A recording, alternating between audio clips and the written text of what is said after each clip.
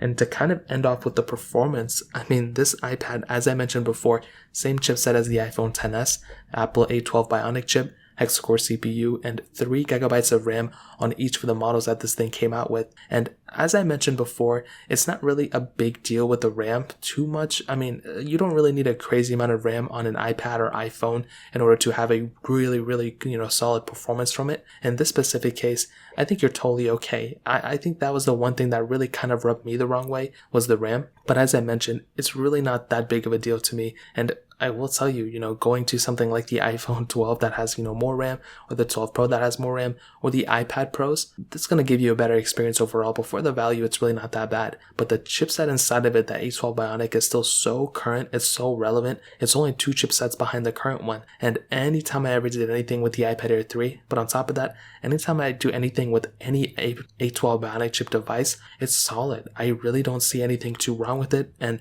if you're doing light apps, perfectly fine. If you're a student and you want to use that Apple, first gen pencil, you can go ahead and use it on this thing and have a really solid experience with it. iPadOS 14 has brought a lot more features than that too. If you're somebody who wants to split screen multitask on your iPad, have your notes on one side while you're taking notes and then reading documents on the other and then highlighting stuff, it's going to be able to do that stuff perfectly fine. Even kind of heavier intensive stuff, like video editing and, photo editing and mild gaming is going to be perfectly fine on this iPad too. So you're really not going to run into any problems of anything that most people are going to do on an everyday basis. But as I mentioned, if you're going to go to a super high intensive type of, use case, if you're split screen multitasking a bunch of different apps at one time, and if you, have a lot of apps in the background, that is where your performance is going to start going down a little bit more. And that's where you may opt in to get something like the iPad Pros or something. But as of right now, I think the iPad Air 3 is still a really decent performing iPad for sure. So that pretty much covers it up there. It's a